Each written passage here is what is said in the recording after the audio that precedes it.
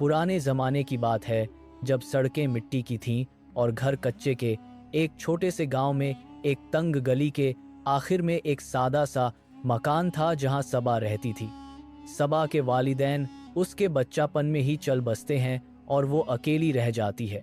रिश्तेदारों ने उसका ख्याल रखा, लेकिन जिंदगी ने उसको सिखा दिया कि दुख को साइलेंटली बर्दाश्त करना पड़ता है। जब वो बड़ी हुई तो एक मेहनतकश और शरीफ आदमी कामरान से उसकी शादी कर दी गई। कामरान एक छोटा सा दुकान चलाता था जहां वो खाना बनाता और ररोश करता था। पैसा बहुत न था, लेकिन इज्जत में फुल था। दोनों मियाँ बीवी एक दूसरे के लिए मजबूत थे और हर मुश्किल को मुस्कुराते हुए बांटते थे। सबा सुबह से लेकर रात तक घर का सब काम संभालती थी और कामरान मेहनत करके रोजी लाता था। गांव के लोग दोनों को प्रेम की मिसाल समझते थे, लेकिन किसी ने सोचा नहीं था कि आखिरी दिन इतनी जल्दी आएंगे। 2 आजमाइश और तकलीफ का आगाज। 1 साल तक गांव में सूखा पड़ता है, बारिश नहीं होती, खेत सूख जाते हैं और कामरान का धंधा बंद हो जाता है। पैसा खत्म होने लगता है। कई दिन ऐसे होते हैं जब दोनों सिर्फ एक रोटी शेयर करके खाते हैं। सबा अक्सर अपना हिस्सा कामरान को दे देती है, लेकिन कामरान न मानता था। वो कहता था, तुम मेरी जान हो, तुमको काम की जरूरत है। इस दौरान सबा ने कभी शिकवा नहीं किया। उसके होंठों पर हमेशा एक सुकून भरा मुस्कुराहट था जो लोगों को दिलासा देता था। एक दिन कामरान बैठता है और सबा को बताता है कि शहर में एक बड़े सेठ के पास काम है, लेकिन वहां तक जाने के लिए 12 मील चलना होगा और ये काफी कठिन रास्ता है। रास्ते में डाकुओं का खतरा भी है। सबा ने कहा, तुम चले जाओ, मैं यहाँ रहूंगी और दुआ करूंगी कि अल्लाह तुम्हें सलामत रखे और तुम्हारा रास्ता आसान कर दे। कामरान शहर गया, लेकिन वह कुछ दिनों बाद वापस नहीं आया। महीने भर इंतजार करने के बाद सबा को खबर मिली कि एक हादसे में कामरान जख्मी हो गया था और शहर में अस्पताल में उसकी जान चली गई। सबा के लिए दुनिया जैसे रुक गई थी, लेकिन वो रो कर बैठने वाली नहीं थी। उसने अपने आप को संभाला और सोचा कि अगर कामरान इस दुनिया में नहीं है तो उसके लिए नेक काम करना चाहिए। उसने घर में सिलाई का काम शुरू किया। पूरी रात चिराग के नीचे बैठकर वो बच्चे के कपड़े, दुपट्टे और साड़ी के कपड़े बनाती थी। उंगलियों में छाले पड़ गए, आवाजें भी बढ़ गईं, लेकिन वो रुकती नहीं थी। गांव की औरतें सबा को देखकर हैरान होती थीं। एक औरत अपनी परेशानी में ऐसी तरह मेहनत कर सकती थी। सबा कभी किसी से शिकवा नहीं करता था। मैं कहती थी, मेरी मेहनत मेरी इबादत है और मेहनत कभी बर्बाद नहीं जाती। महीने भर में सबा ने काफ़ी कपड़े बना दिए थे, लेकिन उन्हें बेचने के लिए तवा नहीं था। एक दिन गांव में खबर फैली कि शहर में एक बड़ा मेला लगने वाला है जहां औरतें अपने हाथ से बने कपड़े बेच सकती हैं। सबा के दिल में उम्मीद की किरण जगती है। उसने सोचा कि अगर ये कपड़े बेच जाए तो कम से कम कामरान के लिए कुछ अच्छी याद रह जाएगी। उसने रात भर मेहनत की। वो छोटी छोटी सिलाइयाँ लगाती रही, हथियाली से सिलाई करती रही और हर सिलाई के साथ कामरान का नाम लेती रही। सबा सुबह सवेरे उठ गई, एक पुराना कपड़ा बिछाकर उस पर अपने सिले हुए कपड़े रखे और गांव के कारवां के साथ शहर की तरफ निकली। रास्ते में उसने कामरान को याद किया। वह सोचती थी, शायद कामरान आसमान से मुझे देख रहा है और मेरे काम में बरकत दे रहा है। मेला बहुत बड़ा था, रंग बिरंगे कपड़े, ऊंची आवाज़ों में दुकानदार और बच्चों की खुशियों की आवाज़ें। सबा दंग रह गई इस भीड़ को देखकर। उसने एक साये में अपना ठेला लगाया और कपड़े निचोड़ दिए। पहला 1 घंटा गुजरा, दूसरा घंटा गुजरा, लेकिन कोई खरीदार ना आया। लोग एक बार देखकर चले जाते। कुछ कहते थे, ये तो पुराना डिज़ाइन है, और कुछ, कहीं और देख लें। सबा थक गई थी। गर्मी, भूख और प्यास से उसका जिस्म तकरीबन टूट रहा था, लेकिन उसने अपना असल धातु दिखाया। मैं मुस्कुराती रही और अपने आप से कहती रही, कामरान, अगर तुम देख रहे हो तो मुझे संभालो। दोपहर के करीब एक और औरत आई। उसके कपड़े अच्छे खासे और चेहरा अमीर लगता था। उसने सबा के कपड़े देखे, बच्चों के कपड़े देखे और कुछ पसंद भी किए, लेकिन आखिर में कह के चली गई, मैं सोचूंगी और फिर आ जाऊंगी। वह कभी वापस ना आई। सबा का दिल टूटा। रात होने वाली थी, भीड़ कम होने लगी। सबा ने सोचा कि शायद उसे कुछ ना बिकता है। तभी एक आवाज़ सुनी, सबा बाजी, ये आप हो? सबा ने चौंक कर देखा। सामने एक अमीर दिखता आदमी था। उसका नाम रिजवान था और वह एक बड़े बाजार का मालिक था। मैं तुम्हें पहचानता हूँ, रिजवान ने कहा। तुम्हारे घर में एक दिन एक आदमी आया था जो घाट में फंस गया था। तुमने उसकी जान बचाई थी और अपने घर में रखा था। वह आदमी मैं था। मैं तुम्हें मुख्य टैब से खोज रहा हूँ। सबा के होंठ कांप गए। उसने कहा, वह कामरान था, मेरा शौहर। वह अब इस दुनिया में नहीं है। रिजवान कुछ लम्हे खामोश रहा, फिर बोला, अल्लाह उन्हें बख्शे। मैं उनका एहसान कभी नहीं भूल सकता। उसकी नज़र सबा के सिले हुए कपड़ों पर पड़ गई। ये सब आपने बनाया है? ये तो बहुत खूबसूरती से बने हैं। मुझे ये सब कपड़े ज़रूर रखने चाहिए अपनी दुकान में। रिजवान ने बिना किसी शुमार के सबा के सारे कपड़े खरीद दिए। जितनी कीमत सबा ने सोचा था उससे कहीं ज़्यादा। और तभी रिजवान ने कहा, अगर आप हर हफ्ते मुझे कपड़े भेजती हो तो मैं उन्हें अपनी दुकान पर रख कर बेचूंगा। आपका यह काम बहुत शानदार है और मेरी दुकान के लिए बिल्कुल ठीक रहेगा। सबा के आंखों में खुशी के आंसू आ गए। उसने अपने रब से दुआ की, या अल्लाह, तूने मेरी मेहनत को कामयाब कर दिया। कामरान, देखो ना, तेरी बीवी अकेली नहीं है। उस दिन से सबा का जिंदगी बदल गया। हर हफ्ते रिजवान सबा के कपड़े खरीदता और अच्छी कीमत देता था। गांव की औरतें भी सबा से सिलाई सीखने लगीं। उसका छोटा सा घर एक कारीगरी का मार्जा बन गया, जहां हर औरत अपने हाथों से काम कर रही थी। अब सबा के घर में रोज सुबह से औरतें आती थीं। उन्हें सिलाई सिखाती थी और हर एक को समझाती था कि मेहनत से क्या निकलता है। सबा ने कहा, दूसरों को सीखना तो मेरी फर्ज है, क्योंकि जब तक हम एक दूसरे की मदद नहीं करते तो कैसे बदलेंगे। गांव में एक नई रूह आ गई थी। बच्चे खेल रहे थे, औरतें काम कर रही थीं और हर आदमी में एक नई उम्मीद थी। साबा अक्सर शाम को अकेली बैठती थी और आसमान की तरफ देखती थी। कामरान की यादें उसे परेशान नहीं करती थीं अब, बल्कि वो यादें उसे मजबूत करती थीं। उसने सोचा था कि कामरान ने उसको जो सिखाया था, मेहनत, सब्र और खुदा पर भरोसा, वही उसका सबसे बड़ा सरमाया है। रात में वो दुआ करती, कामरान, मैंने तेरी जान के लिए जो मांगा था वो पूरा हुआ। मेरी मेहनत अब सिर्फ मेरा नाम रखती है नहीं, बल्कि तुम्हारे नाम पर चल रही है। करीब 3 महीने बाद सबा घर के सामने बैठती थी जब अचानक एक मुसाफिर आ गया। उसके कपड़े फटे हुए थे, चेहरे पर मिट्टी थी और हाथ से खून बह रहा था। उसके साथ एक छोटा लड़का था जो बापची हुई आंखें बावे हुए था। लड़के ने कहा, आंटी, इस आदमी को रास्ते में डाकुओं ने लूटा था, उसे मदद चाहिए। सबा ने तुरंत अपने आप को संभाला। उस मुसाफिर को घर ले आया, पानी से साफ किया और जख्म पर मरहम बांधा। गांव के लोग आते रहे और कहा कि डाकू समूह तो आज खरीफ धागते हुए पड़े हैं पूरे रास्ते पर। सबा ने अपनी हिम्मत दिखाते हुए कहा, अगर हम एक जान बचा सकते हैं तो क्यों नहीं। मेरे घर पर रहेगा ये मुसाफिर जब तक ठीक न हो जाए। उस रात मुसाफिर को सब कुछ समझता पड़ता गया।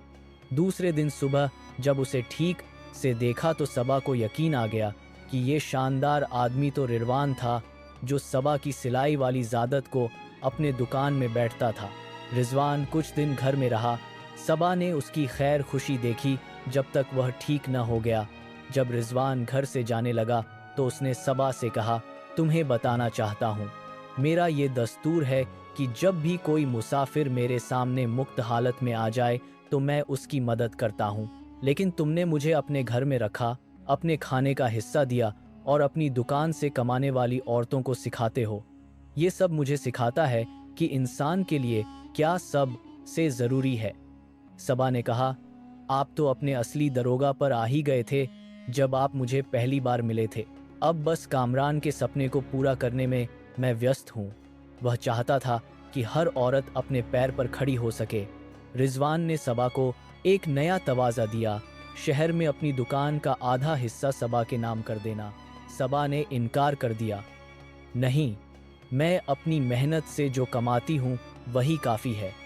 लेकिन रिजवान जिद करते रहा, ये मेरे तरफ से तुम्हारे कामरान के लिए एक तज़ईम है और तुम जो औरतें सीधा रही हो उनके लिए एक सुरक्षा फंड। महीने भर में सबा के घर के सामने एक छोटी दुकान भी बन गई, जहां सबा अपने सिलाई के कपड़े और दर्जी औरतें भी अपने बनाए हुए काम बेच सकती थीं। गांव में अब एक नई शोहरत आ गई। लोग कहते थे, सबा ने जब मेहनत किया तो अल्लाह ने उसके लिए रास्ते खोल दिए, उसका सब्र उसके लिए बरकत बन गया। घर में हमेशा औरतें थीं जो सिलाई कर रही थीं, छोटे बच्चे खेल रहे थे, धूप में खेलने की खुशबू आ रही थी। सबा अक्सर उन्हें काम करती हुई देखकर मुस्कुराती थी। उसने हर एक औरत को सिखाया था कि मेहनत में शर्म नहीं होती, बल्कि मेहनत से इज्जत आती है, और सबसे ज़रूरी, मेहनत से रूह में एक नई जान आती है। सबा ने अपनी जान की तरह इस काम को संभाला। जब भी कोई औरत परेशान होती तो सबा उससे कह देती, मेरी भी वक्त था जब मेरा शौहर नहीं था, लेकिन अल्लाह ने मुझे मेहनत से निकाला, अब तुम भी निकल जाओगी। सबा की ये बातें हर औरत के दिल में समा जाती थीं। एक दिन एक औरत आई जिसकी शादी उसके पति से सिर्फ 1 साल पहले हुई थी। उसके पति के साथ एक दुर्घटना हुई और वह चल नहीं सका। वह पूरी तरह से टूटा हुआ था और अपनी पत्नी को भी देखना पसंद नहीं करता था। सबा ने उस औरत को अपने पास रख लिया। 5 महीने तक उसने उसे सिलाई सिखाया और अब वो औरत भी अपने दमारी के लिए काम कर रही है। सबा ने उसे कहा, कामरान की तस्वीर रख दी थी और उसके सामने हमेशा फूल होते थे। लोग पूछते, ये क्यों करते हो? तो सबा कहती, कामरान मेरे लिए जिंदा है, उन यादों में जो उसने मुझे दी हैं। सबा के चेहरे पर अब सादगी नहीं रह गई थी, बल्कि एक नई रौनक आ गई थी। उसकी आंखें, जो कभी सिर्फ दुख से भरी होती थीं, अब थोड़ा खुश भी देख सकती थीं। लेकिन कामरान की याद कभी उसे छोड़ी ना। मैंने जो किया वो सब तेरे लिए था, तेरे नाम पे तू बरकत आए है इस घर में। सबा के घर पर अब एक नई रस्म थी। सभी औरतें मिलकर एक नमाज पढ़ती थीं और सभी उसका नाम लेते हुए दुआ करती थीं, जिन्हें सिलाई से अपना घर चला लिया था। यह उसकी आंखों में न केवल दुख था, बल्कि एक अलग ही किसी चीज की आनंदी भी थी। गांव के लोग कहते थे, जब सबा रोती है तो उसके आंसू अलग होते हैं, उसमें दुख होता है लेकिन उम्मीद भी होती है।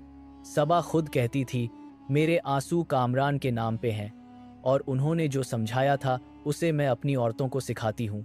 शहर के अजमान ने सबा के काम को देखा तो बहुत प्रभावित हुए। उन्होंने सबा को अपने पास काम करने के लिए बुलाया।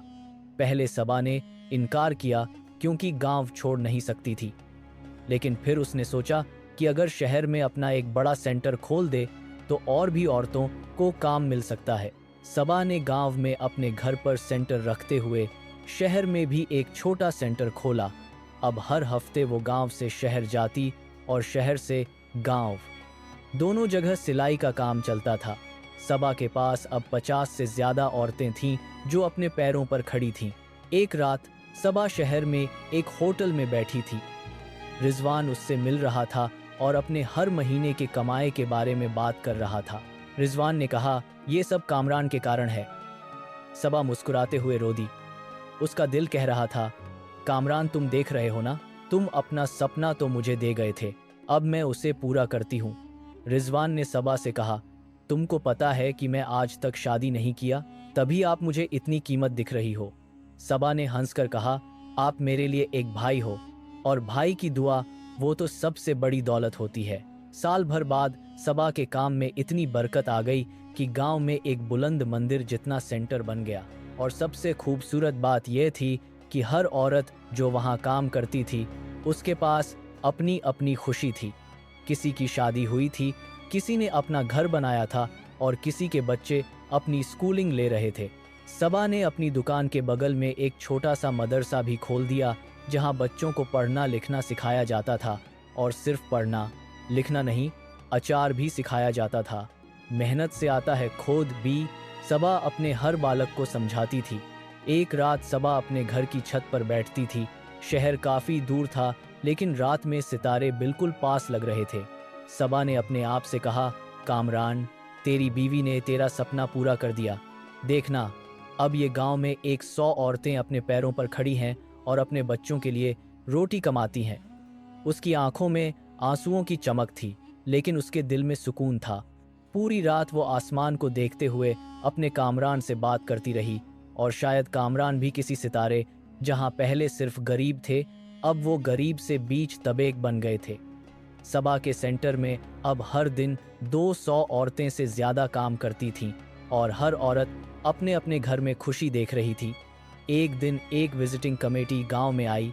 उन्होंने सबा के काम को देखा और तभी उन्हें समझ आ गया कि डेवलपमेंट के लिए क्या ज़रूरी है। उन्होंने सबा को सरकार का पुरस्कार देने का फैसला किया, लेकिन सबा ने पुरस्कार तो स्वीकार कर लिया, लेकिन पैसे मना कर दिए। ये पैसे मेरे गांव के बच्चों के स्कूल में जा सकते हैं, उसने कहा। 10 साल बाद सबा की उम्र 45 के करीब हो गई। उसने अपने आप को देखा तो आईना में अपनी माँ को देखा, उतना ही मेहनत करा हुआ चेहरा, उतनी ही मेहर भरी आंखें। लेकिन सबा ने कभी अपने लिए शादी नहीं सोची। उसने अपने आप को कामरान के नाम पे दे दिया था और ये वादा कभी तोड़ा नहीं। एक दिन एक औरत ने सबा से पूछा, आंटी, आप खुद से क्यों अपना खंडहर नहीं रखा? आप इतना काम और इतनी सफलता पर भी अकेली क्यों हैं? सबा ने उत्तर दिया, मेरे पास जो है वो काफ़ी है। कामरान, मेरी औरतें और मेरा रब, ये 3 चीज़ें मेरे लिए सब कुछ हैं, और जब तक ये हैं तो मैं कभी अकेली नहीं हूँ। एक दिन शहर से रिरवान आया और सबा से कहा, मैं अब अपना सब कुछ तुम्हें देता हूँ। मैं बूढ़ा हो गया हूँ, और ये चीज़ देखकर कि मेरी ज़िंदगी पूरी हो गई कि एक औरत अपने घर से दुनिया बदल सकती है। सबा ने रिजवान के पैरों में सिर झुका दिया। उसने कहा, आपने तो मेरे कामरान के सपने को पूरी करने में मेरी मदद की। अगर आप न होते तो शायद मैं इस शहर तक पढ़ न सकती। और वहीं बैठते हुए सबा ने रिजवान से कहा, रिजवान भाई, एक प्रॉमिस करो, जब तक जिंदगी हो अपनी औरतों और बच्चों के सपने को संभालना। यही कामरान ने मुझे सिखाया और यही मैं अपने अगले नाम पर सौंप दूंगा, एक जनूबी सफल। हर रोज सुबह जब सबा इस यादगार के पास से गुजरती है तो अपने हाथ से उस पर फूलों को टच करती है। अगर आप अपने पैर पर खड़ी होना चाहती हो तो मेहनत करनी होगी। मेहनत करने से पहले अपने आप से पूछना, तो फिर काम शुरू करो, क्योंकि जो काम इंसान से करते हैं वही मुबारक होता है। और ये जो सुनहरे दिन देख रही हो तू, ये सब कामरान के नाम पे है। उसकी याद ही सबा की ताकत है, उसकी उम्मीद ही सबा की मंजिल है। जिंदगी शुक्र है कामरान के लिए, सबा के लिए और उन सब के लिए जो अपने घर में सुकून देख रही हैं।